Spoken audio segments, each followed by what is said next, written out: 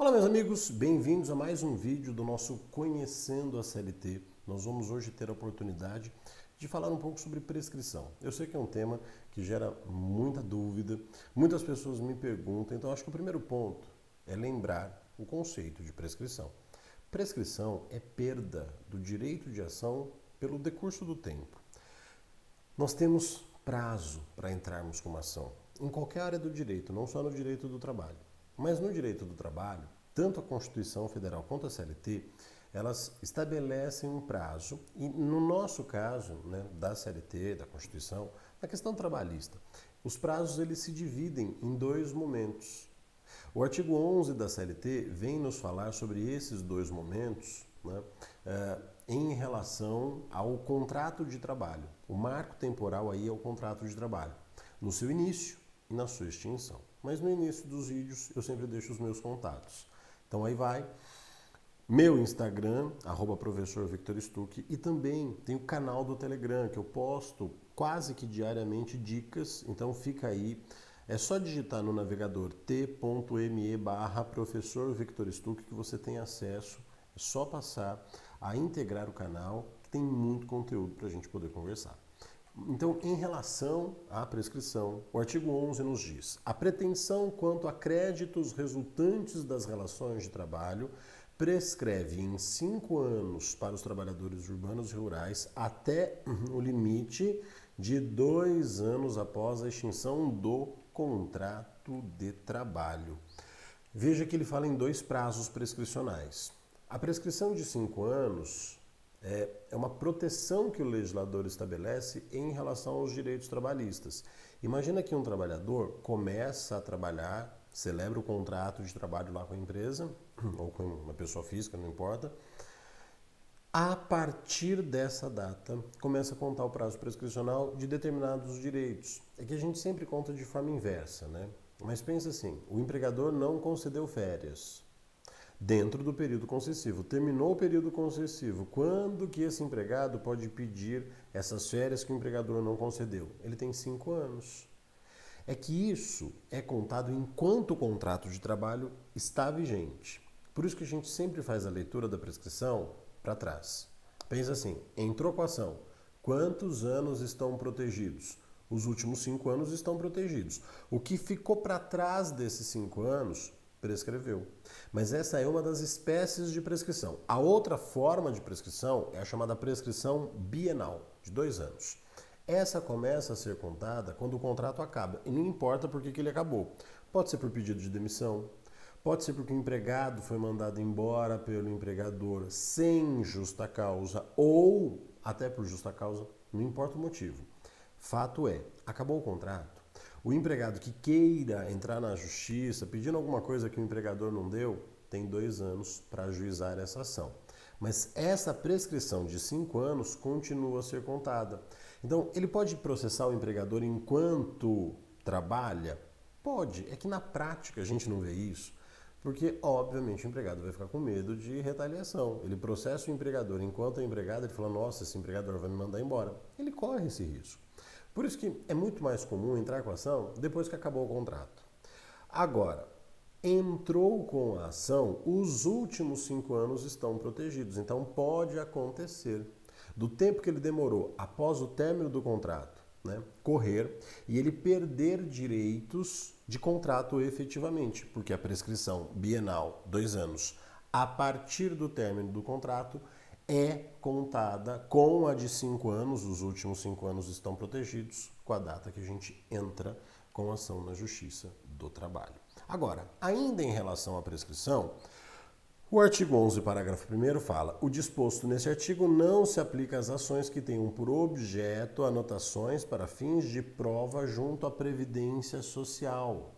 Nesse aspecto, o legislador, de uma forma coerente, falou assim: se o pedido for para comprovar o vínculo de emprego por causa da Previdência, não tem prescrição. Então, pode entrar com a ação quando for. Porque tem gente que trabalha informalmente, que nunca teve assinatura na carteira e um dia vai querer se aposentar. Ele precisa minimamente comprovar o vínculo. Porque o problema do INSS com o empregador é outro problema. Se o empregado trabalhou e por falha o empregador não assinou a carteira de trabalho, ele vai ter direito à questão previdenciária. É que esse assunto, para aprofundarmos, envolve um outro vídeo. Mas se ele quiser entrar com uma ação só para reconhecimento do vínculo de emprego, ou seja, para provar que ele foi empregado, não há prazo prescricional. Além disso, o legislador também estabelece que, tratando-se de pretensão que envolva pedido de prestações sucessivas decorrente de alteração ou descumprimento do pactuado, a prescrição é total, exceto quando o direito à parcela seja também assegurado por preceito de lei. Então, se houver prestações sucessivas, há prescrição. Nesse caso, caso o direito seja descumprido, vai ser total, ou seja, perde totalmente, é aquela bienal.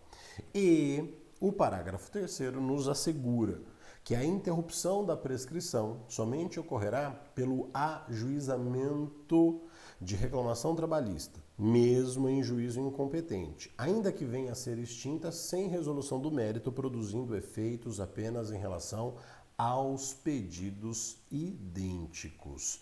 Interromper prescrição é zerar o prazo prescricional. O sujeito não tem 2 anos a partir do fim do contrato? No dia que ele entra com a ação, esses 2 anos zeram. Ainda que ele tenha entrado com a ação na justiça, no local, ou até na justiça, errada. Por exemplo, a CLT, e isso a gente vai ver mais para frente, mas ela fala que o empregado tem que entrar com a ação no local onde ele prestou serviço. Se ele entrar no local do domicílio, que seja diferente, o local está errado. O processo provavelmente vai ser arquivado ou vai ser remetido para o juízo competente. Se houver arquivamento, se houver extinção desse processo, a prescrição foi zerada do mesmo jeito, ainda que ele tenha entrado com a ação no local errado, diz a CLT, no juízo incompetente. Então, o ato do trabalhador entrar com a ação zera a prescrição, zera. A prescrição bienal, tá? Porque a quinquenal, como eu disse, essa, infelizmente, continua a correr. Bom, ainda em relação à prescrição, mas agora falando de uma novidade que veio lá em 2017, com a reforma trabalhista, a Lei 13.467, que alterou a CLT, o artigo 11A nos diz que ocorre a prescrição intercorrente no processo do trabalho no prazo de 2 anos. Prescrição intercorrente é não haver nenhuma manifestação da parte dentro do processo. O parágrafo 1º fala que a fluência desse prazo prescricional intercorrente inicia-se quando o exequente, aquele que começou a execução, deixa de cumprir determinação judicial no curso da execução. Para quem não está muito acostumado com essa linguagem, é simples, pense assim, autor e réu. O autor pediu alguma coisa e ganhou. Vai começar essa fase que a gente chama de execução, ou seja, o Estado vai fazer com que o devedor, o réu, pague o que ele deve para o autor. E aí as pessoas, mudam de nome. O autor reclamante vai virar o exequente, aquele que executa, aquele que quer ver o direito dele cumprido. O réu, a reclamada, vai virar o executado. Só que tem também vários procedimentos aqui. Quando o juiz determina que o autor, reclamante, agora exequente, faça alguma coisa e ele não faz, se passar 2 anos da última manifestação que o juiz fez. Então o juiz falou, por exemplo, indique bens do devedor, do executado, porque o valor já está certo, a gente não encontra o devedor. Ele falou assim, o credor, o exequente, o autor da ação, e aí? A gente não está encontrando dinheiro nenhum. Indique meios. É uma determinação do juiz. Se a parte ficar inerte durante 2 anos, vai acontecer a prescrição intercorrente, ou seja, vai haver a perda do direito de ação pelo decurso do tempo dentro da ação. Mas essa prescrição intercorrente, ela só acontece dentro da fase de execução. Ela não acontece no que a gente chama de processo de conhecimento. Não, é só quando realmente começa a execução. Além disso, nós também temos que a declaração da prescrição intercorrente, ela até pode ser requerida ou declarada de ofício em qualquer grau de jurisdição. Então, não importa, pode ser até na fase recursal, né, em qualquer momento. Quando a gente fala de declaração de ofício, isso quer dizer que o juiz tem a possibilidade, ele, entendendo que houve a prescrição, declarar a prescrição de ofício, mas a intercorrente. Ok? Esses são os pontos que eu queria conversar com vocês sobre esse importante assunto chamado prescrição. Tendo qualquer dúvida, estou 100% à disposição para um contato direto comigo, meu Instagram, @professor Victor Stuck. Estamos sempre juntos.